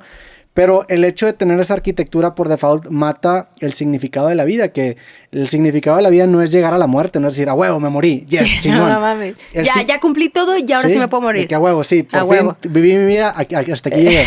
El significado de la vida realmente es más parecido al de una canción. Tú no escuchas una canción para llegar al final de la canción. No. Tú la escuchas para disfrutar la música mientras esté sonando. De eso se trata la vida, de encontrar esa belleza en el presente. Y por eso ese nirvana de disfrutar el proceso se vuelve muy importante en una sociedad especialmente como la que hoy tenemos, ¿no? Sí, la meta no existe.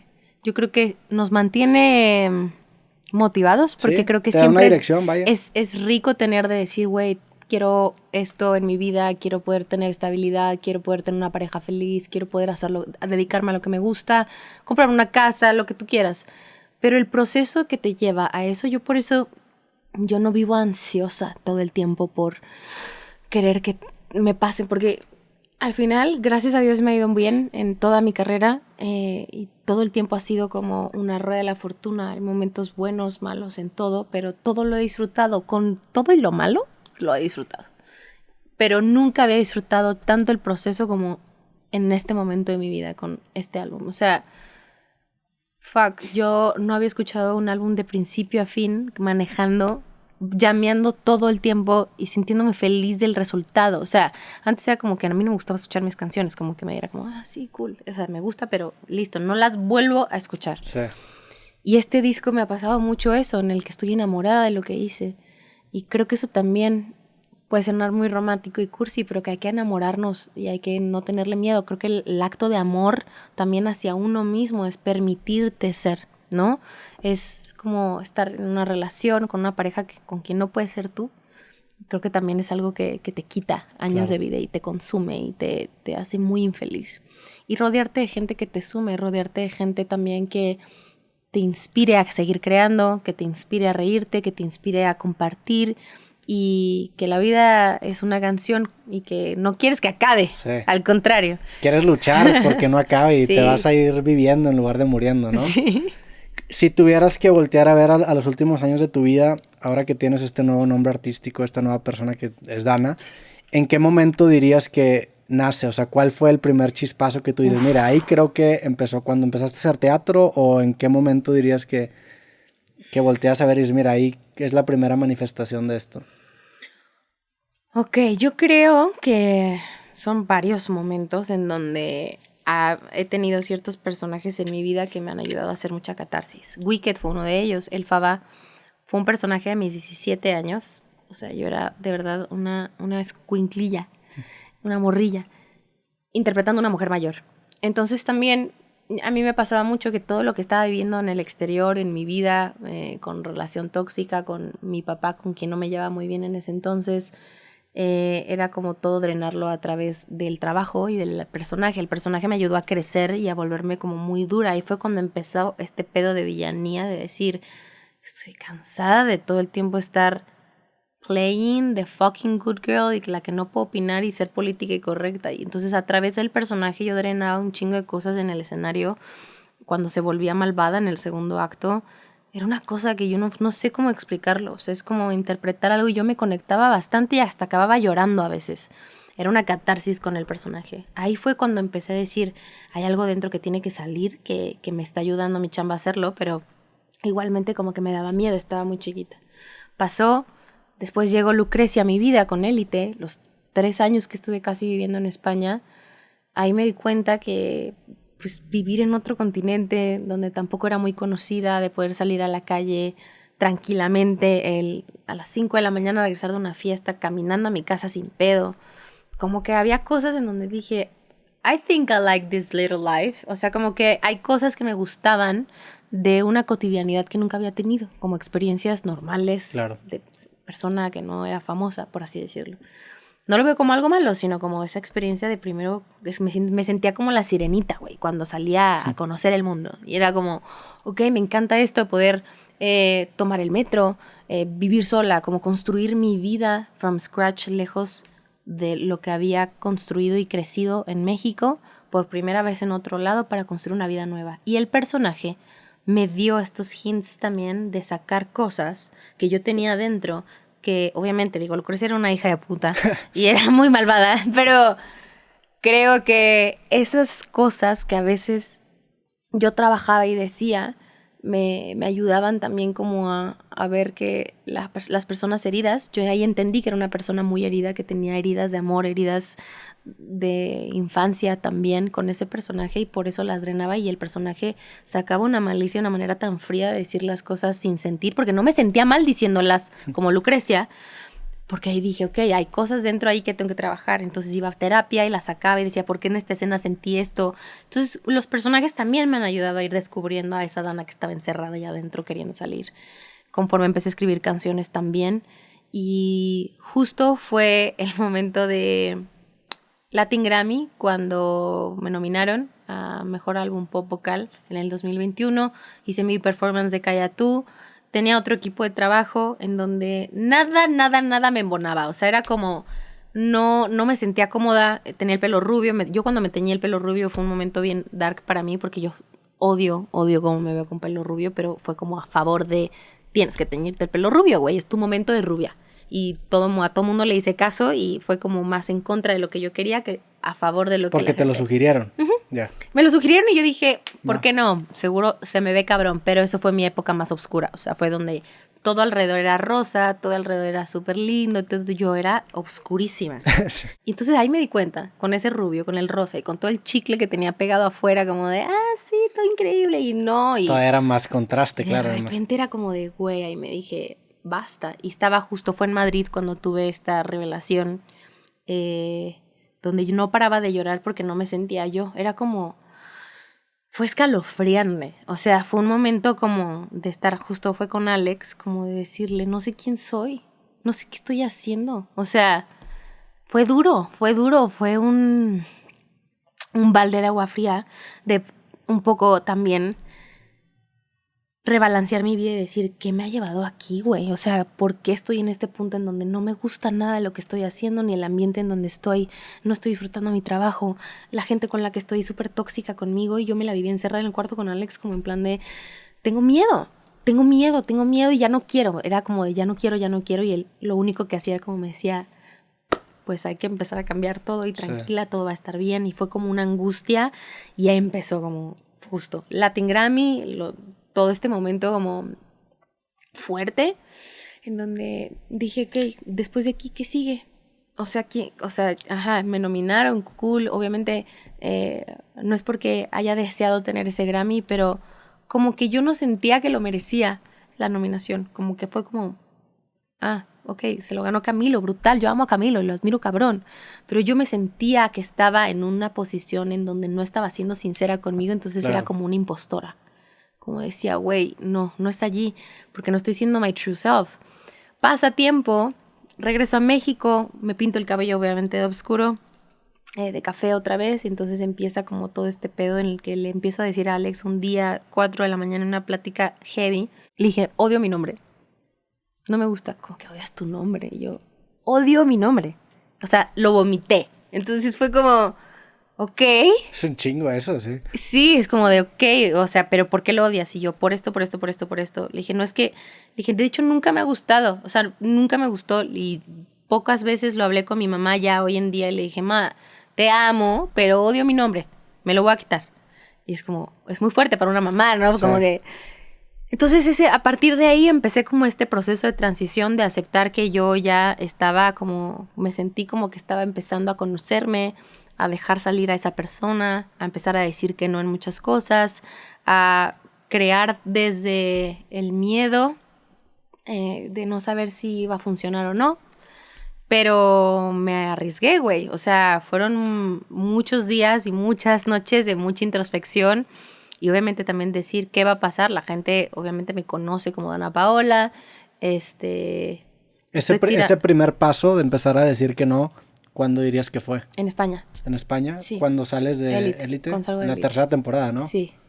El decir que no a la cuarta. Sí. Que estaba haciendo un fenómeno. Sí, fue brutal. La verdad, Élite fue cambio de vida completamente y fue... ¿Cuánto te duró esa vida, esa Little Life, esa vida pequeña en 3 España? años. Pero de poder salir a la calle. No, 8 meses. 8 meses, sí, no. O sea, nada, la primera temporada, cuando estábamos haciendo la primera temporada, a partir de la segunda, yo de verdad como que no daba crédito, como en plan lo grande que había sido la primera y después para la segunda ya era imposible. O sea, salíamos a las discotecas juntos y éramos la pecera del lugar en el reservado donde todo el mundo abajo era como... Fue muy cool, fue algo muy increíble, pero al mismo tiempo pues volví a ser un personaje, ¿no? Era Lucrecia. Sí, también lo que significa para un mexicano romperlo en España es brutal. Es de un chingo. O sea, hay muy pocos mexicanos que pueden llegar a decir eso. Sí, y al final con ese proyecto creo que fue también el primer proyecto donde empieza como a romper otra vez con lo que tú decías, se añeja como un poco esta liberación en los 80s, tuvieron esta revolución, el golpe de estado, el momento de las drogas, el SIDA, que yo lo viví con No Me Puedo Levantar contando la historia, y después me doy cuenta que después de muchos años existe una generación otra vez de adolescentes que en una serie cogen y beben y hablan de sexo y hay, por supuesto, comunidad LGBT. Y entonces como que eso fue un shock muy grande para la sociedad de claro. Una serie que por primera vez volvía como...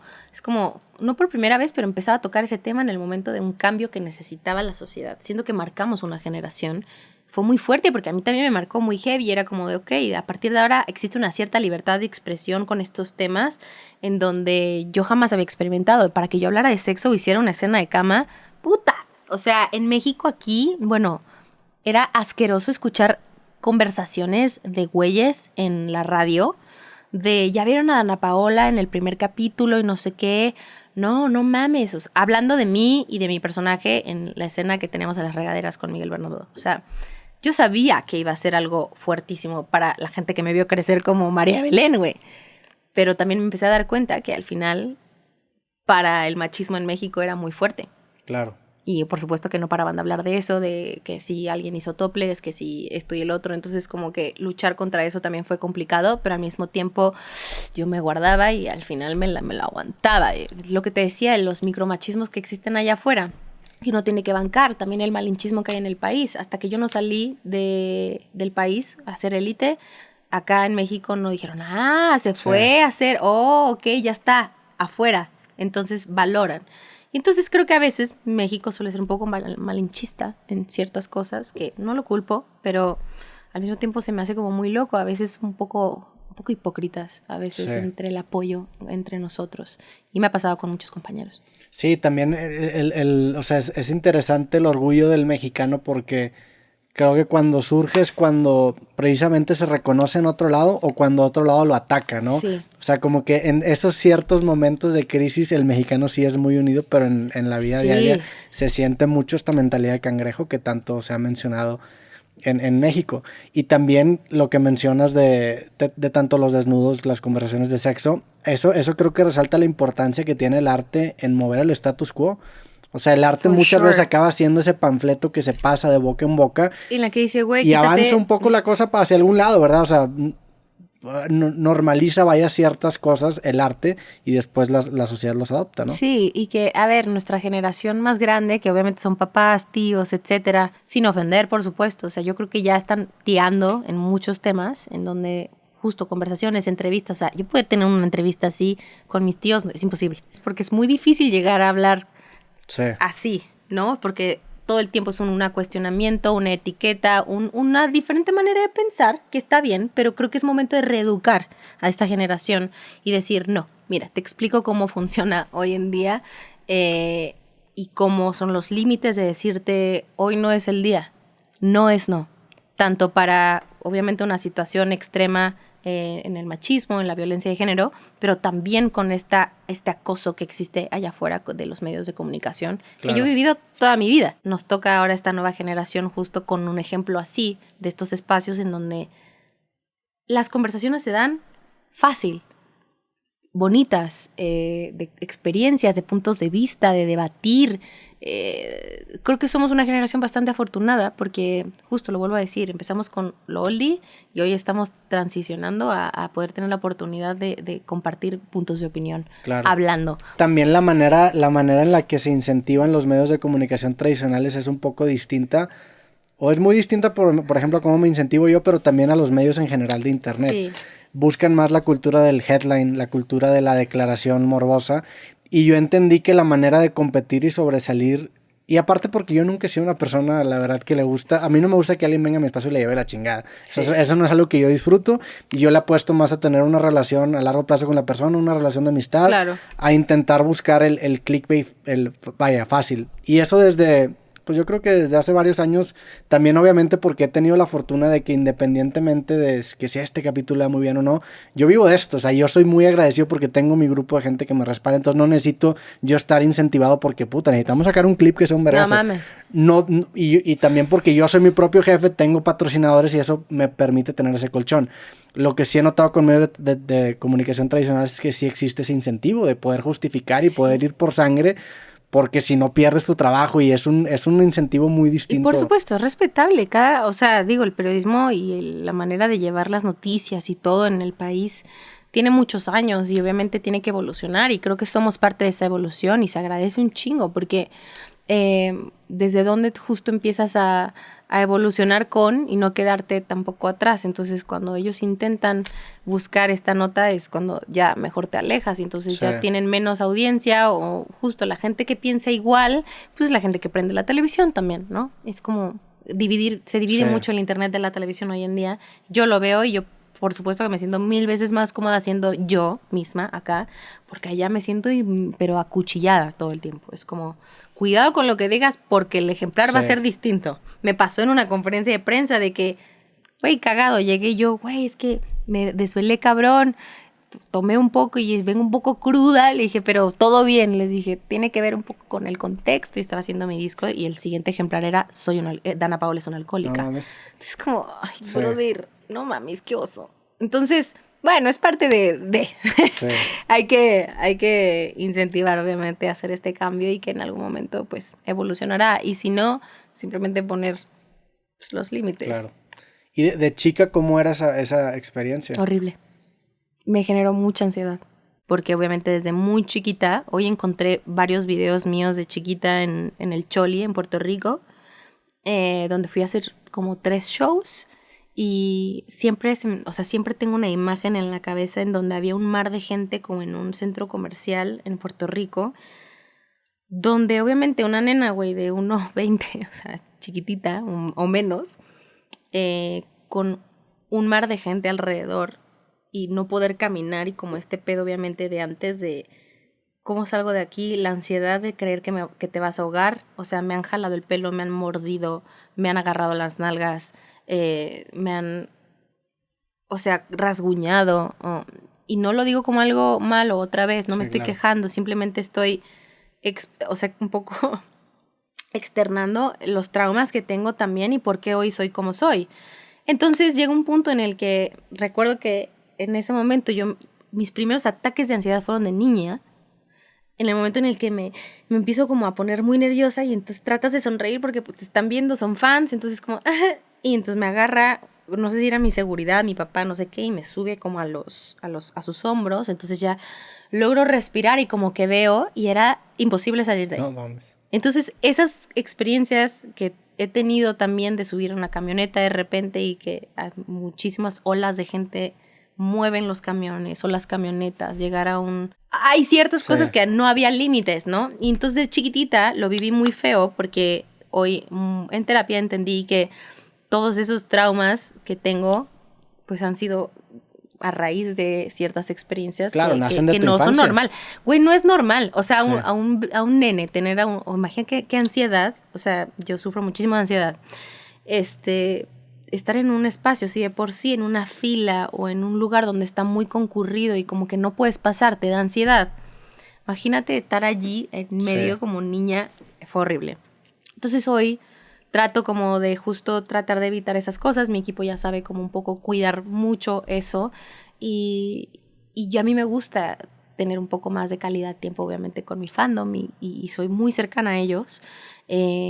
Pero también he sufrido de mucho proceso en terapia de curar esas. Claro, y hay que aprender obviamente a poner límites personales y más cuando nace de niño, vaya, y no tienes esa capacidad o cuando menos no sabes que se puede decir que no, pues te puede generar obviamente traumas a futuro. ¿Qué opinas de todo el movimiento que se está generando, por ejemplo, en Estados Unidos? Que incluso hay varios también child stars que han estado pues dando voz a lo que les tocó vivir, a cómo era la industria, porque también, digo, no sé si sea tu caso, pero muchos de los artistas o de los actores en los años 90 y los 2000 tenían ese problema de no poder decir que no a ciertas cosas que le pedían ciertas cadenas. O en mi caso en específico platiqué con Drake Bell y él me platicó sobre su experiencia en Drake y Josh y cómo lo hicieron firmar un contrato que no le da regalías a futuro, pagó y hoy en día el programa se transmite en todos lados y él no recibe ni un solo peso.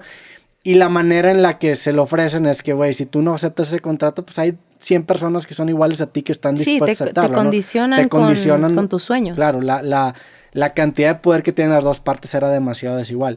¿Qué opinas de lo que está pasando en Estados Unidos? ¿Crees que también en México Yo creo aplica? que existe, pero como que creo también que es responsabilidad de los padres, ¿no? Hoy lo veo con grupos también que existen de niños chiquitos, en donde son cantantes, donde obviamente pues un papá sin experiencia sabe que su hijo está trabajando y que hay un ingreso de dinero. Entonces, pues es un poco la falta de aprendizaje, es esta avaricia también entre hacer que el niño trabaje y que los papás pues obviamente agarran el dinero. No creo que todo el mundo tenga esta educación o esta conciencia de, güey, le voy a abrir una cuenta a mi hijo para que todo lo que está trabajando ahora lo pueda utilizar cuando cumpla 18, ¿no? Eso es bien complicado. Yo creo que invertir todo ese dinero sería una locura. Porque no. ¿Cómo se llama? El rendimiento, el interés compuesto. O sea, si empiezas a invertir cierta cantidad a tus 20 y a tus 30, la diferencia es exponencial cuando te retires, ¿no? Sí, claro, total. Pero imagínate de niño. No, hombre, sería una locura. O sea, obviamente algo que yo tampoco sabía. Sí. O sea, son muchas cosas que suceden allá afuera que pues es falta de experiencia, es avaricia, es el momento, es falta de un chingo de cosas. Pero sí creo que existe, pocos. Yo creo que puedo ser una de ellas. Yo veo y me identifico mucho con las historias de ciertas child stars en donde, por ejemplo, Miley creo que es un ejemplo en donde yo la veo y la admiro mucho porque también ha sido una chica que pues ha evolucionado, le ha tocado todo bajo el spotlight y obviamente el triple, ¿no? Y es fuertísimo saber que también teniendo un personaje tan cabrón como Hannah Montana y después tratártelo de arrancar, porque la gente no te permite que te lo arranques, hasta que ellos básicamente quieran y puedan. Es como The Idol en HBO. No sé si te haya gustado The Idol, pero... No la he visto. ¿No la has visto? No. ¿Está buena? Sí, la veo. Yo siento que obviamente la primera versión, o sea, yo cuando vi The Idol lloré un chingo porque me identifiqué mucho con Jocelyn, también el personaje. Lo mismo hablo como lo de Miley, lo de Hannah Montana. Ser una chowstar no es tan color de rosa como parece, pero pues tiene sus lados buenos y malos. The Idol como tal, como el proyecto, creo que la historia tiene mucho potencial. La fotografía es preciosa, todo está hecho en film y puta, es una locura. El pedo fue cuando entró Sin Hate, The Weeknd, y arruinó todo. Lo arruinó. O sea, entró en una segunda temporada. ¿Okay? No, güey, es que la idea original era de una directora mujer, ahorita te digo cómo se llamaba, que era brutal. De hecho, la historia real de The Idol era muy parecida como a este rollo de la Chowstar que tenía su merch, tipo Hannah Montana y así. Yo cuando vi eso, yo dije, güey, me hubiera mamado haber visto el desarrollo de ese personaje y de esa historia. Contando esa historia, dije, güey, va a ser mi vida. O sea, y no. Cuando llega, obviamente, Abel, pues un poco pero cambia como cambia toda la perspectiva, llevarlo un poco más. Y el director también de Euphoria, lo llevaron como algo mucho más sexual y un poco, creo que fue un poco misógino y machista. El también haber quitado a la otra directora y que Abel quisiera a huevo actuar. O sea, pusieron a The Weeknd de director. Es que él es creo que también productor, by the way. Sí, pues fue el creador. Bueno, el creador. Y cuando tenían a la otra directora, pues la corrieron y como que ya no le dieron ese... ¿Sam Levinson era la directora? No, ese es el de Euphoria. Ese fue el que dirigió ahorita The Idol. Que no está mal dirigida, pero está llevada a algo muy sexualizado del personaje de Jocelyn, que al final, o sea, está chido porque sí está muy dark y obviamente hay cosas muy reales que pasan. Te habla de la industria, cómo funciona la industria. Pero no sé, hay algo bizarro ahí. Y cuando entra The Weeknd caracterizado de este personaje, obviamente creo que hay que tenerle mucho respeto a la profesión actoral y a todos los actores, que hay actores increíbles. O sea, de verdad, Lily Rose Depp es maravillosa en el personaje y varios son muy buenos. Bueno, Susana es wow, está Troye Sivan. Bueno, pues de ahí también yo conocí a Troye Sivan. O sea, bueno, ya lo conocía, pero ahí como que me enamoré de Troye Sivan. Él hacía YouTube, ¿no? Hace mucho, ¿no? Lo estoy confundiendo con otro güey. No, de hecho él sacó una canción con Ariana Grande, ¿sí? 2012 hacía vlogs. ¡Ah, no mames! Sí, yo me acuerdo que ese güey lo vi o sea, cuando hacía vlogs le estaba yendo muy bien y luego de repente... Es lo más, saltó al mainstream media. Y yo lo conocí por primera vez, no lo conocí por YouTube, sino por una canción que hizo con Ariana hace mucho. Entra The Idol y digo, güey, qué cabrón, el personaje estaba muy cool, era como este rollo de tipo Sergio Andrade en donde tenían a varios como músicos dentro como la secta de The Weeknd. Bueno, no me acuerdo cómo se llamaba el personaje de The Weeknd, y que se enamoraba de la Jocelyn, y la Jocelyn le hacía el disco, pero era súper sexualizado todo. O sea, la historia pudo haber sido algo cabrón, pero la cagaron por tratar de llevarla por un lado que no era. Pasa mucho con el arte, ¿no? Que las primeras temporadas o los primeros acercamientos son como muy puros, muy inocentes, y luego eventualmente crecen lo suficiente que hay otras fuerzas que empiezan a... Sí, la directora, el proyecto inicial antes de la entrada del creador de Euphoria y del cantante de Weeknd tenía una estética mucho más luminosa y desenfadada de la mano de la actora Amy Seimetz.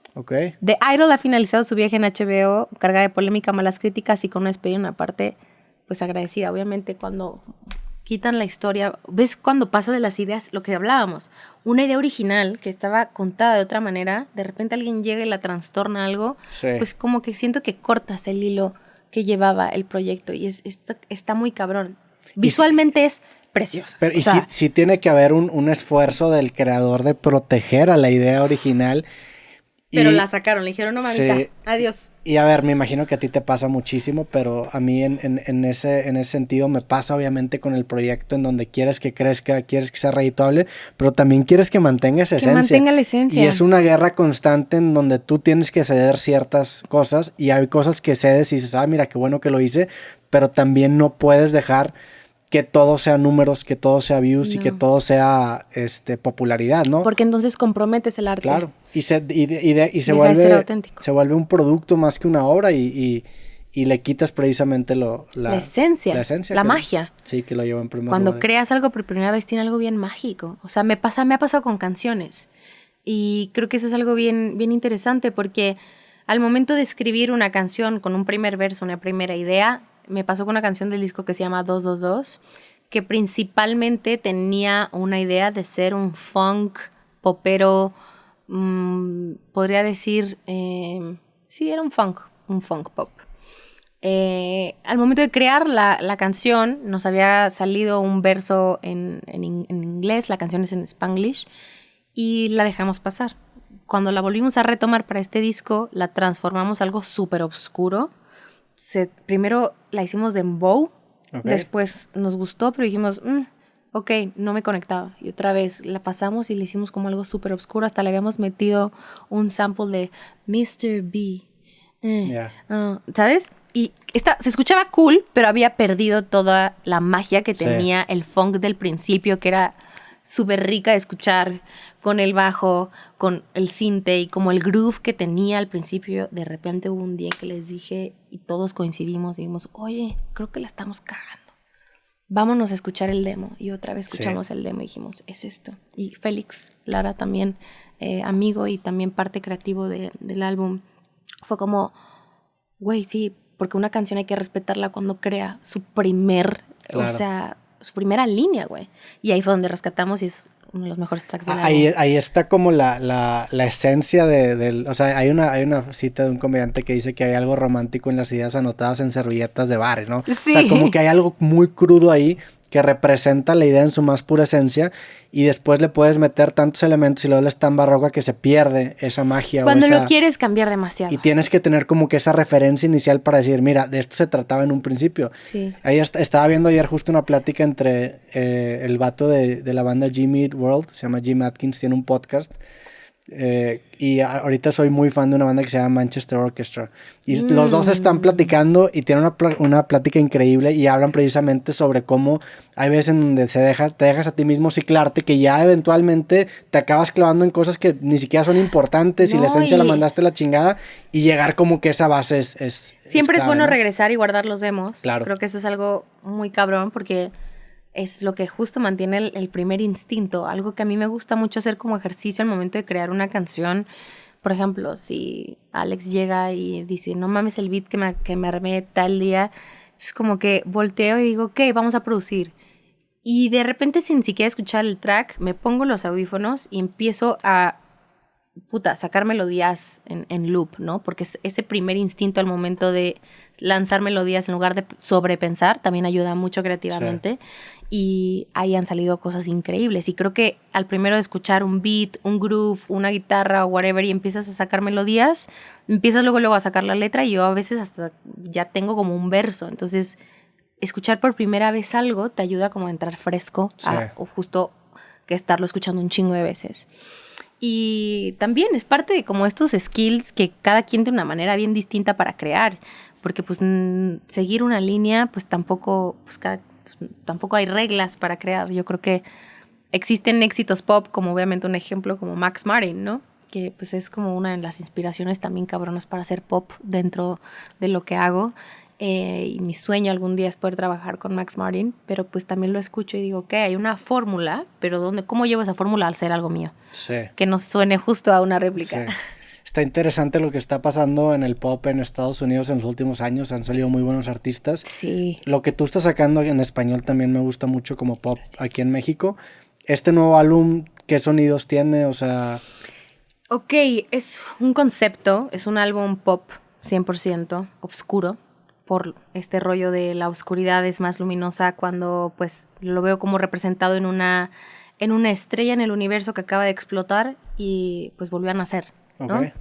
Todo el álbum de principio a fin es un viaje entre el funk, el pop R&B, tenemos un folk precioso que se llama Amanecer, que es el final del álbum, tenemos este regional con Aún Te Quiero, que es como una nueva propuesta de hacer melodías en regional, pero con una producción un poquito más dark pop. El álbum es dark pop en general. Dentro de ahí, obviamente, es en Spanglish, porque he respetado mucho. También antes me prohibían como escribir en inglés porque mexicana tienes que hablar en español. Y yo, güey, pero es que yo crecí obviamente con el Spanglish, es algo que necesito. Hay cosas y hay canciones que si no respetas el que nace en inglés una parte, cuando lo intentas traducir ya es súper cringy y no hay manera de traducir cosas 100% al español de una manera poética. Es como raro. Y el reto del álbum también fue justamente eso, escribir un álbum pop con mi manera y mi manera poética de contar las historias dentro de un pop electrónico, dentro del house, del electropop, del dark pop, el R&B, el trap, tiene un poco de trap también, y pues el pop latino. Yo creo que igual, generalizando, yo creo que está muy anglo como toda la inspiración, o sea, como que es latino, está en español, pero no hay reggaetón, no hay bachata, no hay... Es un pop, fue muy difícil el reto porque era hacer el sonido de un pop global en español. ¿Por qué? Me encanta el reggaetón, lo disfruto muchísimo, de hecho Atari termina en un reggaetón a bailar, pero that's it. ¿Por qué? Porque creo que es un recurso que se volvió muy recurrente en todos los artistas que no eran expertos haciendo reggaetón. Yo me sentí una impostora haciendo reggaetón. Era como, creo que respeto muchísimo el Puerto Rico. Obviamente todo el movimiento del reggaetón en Puerto Rico es brutal. Y hay cierto flow que hay que pues es nato, güey. O sea, no puedes tú de repente querer... Como muchos mexicanos escuchaba como que hasta alargaban palabras y de repente decir como que habla en una canción, como decir pal, y como que ahí es cierto slang que no va, y entonces no conecta. Yo lo respeto un chingo, pero preferí como justo respetar mis raíces, que son, pues, de un pop. Tus influencias, Mis influencias, sí, o sea, funk, el funk tiene muchísimo funk, el disco, o sea, hay un groove dentro de cada una de las rolas muy cabrón, y tenemos un poco también de la fiesta oscura del rave. Creo que la historia del disco al final es un viaje catártico contado en un fin de semana, de viernes a domingo, en donde empiezas en una fiesta. Parte del principio del álbum sonóricamente es muy agresivo, es un álbum agresivo a nivel sonórico, o sea, como que todo el tiempo te tiene así hasta el momento en el que empieza a decaer y cambia la conversación por la séptima canción, en donde ya empezamos a hablar de todo lo triste, de toda la parte como un poco negativa, obscura, en donde empiezas a tocar fondo y tienes esta cruda emocional llegando a tu casa, en donde aún te quiero, hits your heart, y entonces te das cuenta que pues, güey, la cagaste otra vez y tus fantasmas te están abrumando y la cruda emocional sobre tu vida otra vez te va a llevar al siguiente fin de semana tratando de drenar todos tus pedos en la fiesta. Sí. De eso se trata el disco. Sí, se vuelve como un ciclo vicioso en donde quieres escapar, pero eventualmente por más que corras tus problemas te van a acompañar, ¿no? Te van a acompañar y vas a salir muy perra, muy empoderada, porque obviamente hay una parte del disco que a mí me empodera mucho, que son todas las primeras canciones que obviamente tienen que ver también con el amor, con el sexo. También es la primera vez que justo con Atari, y es un disco muy sexual en muchas cosas, en muchas maneras de expresar el enamoramiento, el primer instinto, el querer hoy estar con un chico.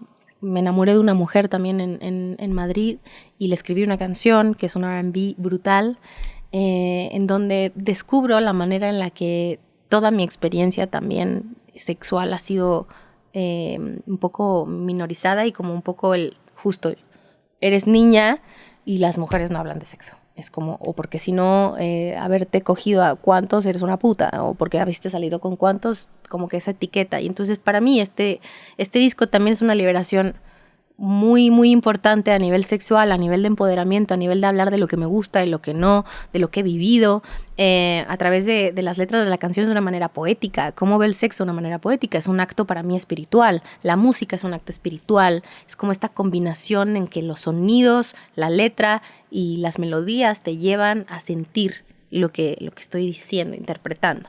Entonces fue un reto interesante. Qué chingón. Sí, y dentro de la fiesta justo, pues te enamoras, la cagas, te metes de todo, te pones hasta el huevo en la fiesta y le hablas a tu ex malacopeando, por supuesto, hasta que llega justo esta cruda emocional en donde crees que no vas a salir de ese hoyo y llega el amanecer, que es la última canción del álbum. que es este folk. Es una canción que es un abrazo al alma y es de mis canciones favoritas. Se la escribí a mi ex cuando me habló el día de mi cumpleaños. Random, después de años de no hablar, como que fue así de, ay, ¿cómo estás? Feliz cumpleaños. Y yo, pero sabía que ya no removía nada dentro, entonces supe que esa relación la había ya superado. Y que dije, güey, chido que estás mejor sin mí y yo mejor sin ti. Es preciosa esa canción, la amo. Y justo el disco empieza con un monólogo, es un intro que dice, aplaude mientras caigo. ¿Por qué aplaude mientras caigo? Porque justo toda mi vida he estado bajo el reflector, bajo la opinión, bajo el ojo público, está en YouTube, todo lo que me ha pasado, y creo que esta caída, que ha sido mi caída más heavy y más reflectiva, a decir, desde mis 27 hasta el día de hoy y seguramente hasta mis 30 y tantos, estoy viviendo este proceso en donde empiezo a decir, esto no soy, esto sí, esto no, y me he replanteado mi vida como tal, como te lo dije hace rato, muchas veces. Entonces, el aplaude mientras caigo es un poco, güey, me vas a ver caer, me vas a tocar fondo, but you're gonna fucking clap while I'm doing it. ¿Por qué? Porque de eso saqué este proyecto y de eso creé arte. Para mí, mi catarsis más grande, obviamente, dentro de esta oscuridad, donde viví y me enterré siendo lo más emo que pude y expresé mi oscuridad también a nivel de imagen, todo, porque para mí era distorsionar e incomodar, obviamente, a cualquier persona que me viera decir, ¿qué le pasó a esta morra, güey? Y es justo eso, es esta disruptiva y esta incomodidad en la que yo estaba y decía, voy a ser lo más oscura que puedo, me voy a poner pupilentes, me voy a cortar el pelo raro. Todo esto era la incomodidad en la que sentía que necesitaba sacar y conté al revés la historia porque así me sentía. Empecé a sacar las canciones oscuras el año pasado y ahora viene la parte luminosa, empoderada y como justo el reborn de mi persona. Es un álbum muy conceptual. Es un concepto, son 13 canciones que cuentan una historia de principio a fin a nivel de sonido. Que me enorgullece un chingo, que visualmente estamos haciendo videoclips muy cool y nada, que colaborar con gente tan talentosa en todo sentido se ha vuelto un proyecto muy único, muy especial.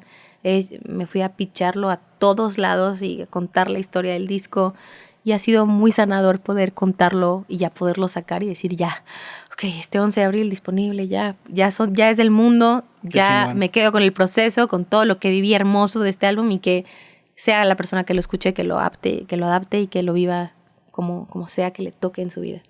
Pues Dana, ya quiero escuchar tu disco. Gracias. De verdad aprecio un chingo tu tiempo. Gracias por crear el podcast creativo. Mandamos a la gente a escuchar el disco que ya está disponible cuando sale este capítulo. Entonces ustedes ya lo pueden escuchar. Yo todavía no porque vivo en el pasado.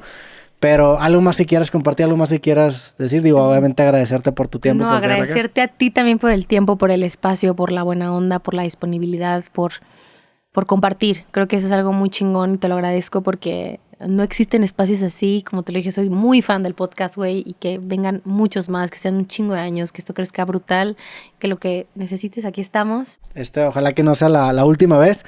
Te agradezco, ¿verdad? Un chingo por haberle caído. También Gracias. Aquí tienes un fan. Voy a estar muy al pendiente de tu música y más más entendiendo todo el involucramiento que tuvo este disco y el proceso creativo y lo involucrada que estás en esta nueva etapa de tu vida.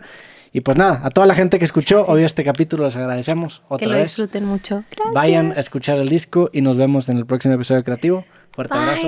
No vean The Idol, no es cierto. No vean The Idol, nada más la primera temporada. Solo la primera temporada. No existe dos porque la cancelaron. No hay segunda temporada. Eso pasa a veces. Digo, pasa. Digo, a mí me gusta mucho la película de American Psycho, pero la segunda es muy malísima. Mala. Terrible. Que pasa, es mejor quedarse a veces con las primeras partes porque luego es ambicioso, ¿ven? Sí, luego puede llevarla a lugares en donde no estás muy orgulloso. Pero bueno, gracias a todos. Nos vemos en el próximo. Sobres. Bye. Chingón. Muchas gracias. No, hombre, por favor. Muchas gracias por escuchar este episodio de Creativo. En la parte de abajo te comparto un link en donde podrás escuchar los nuevos episodios de Creativo 3 días antes en Amazon Music completamente gratis. También, si no estás suscrito al canal, por favor suscríbete en este link para que puedas enterarte de los nuevos episodios. Y si te gustan los temas que tratamos en este podcast, entonces seguramente también disfrutarás mis libros. Aquí te comparto el link para que les des un vistazo. Muchas gracias por ver Creativo y nos vemos en el próximo episodio.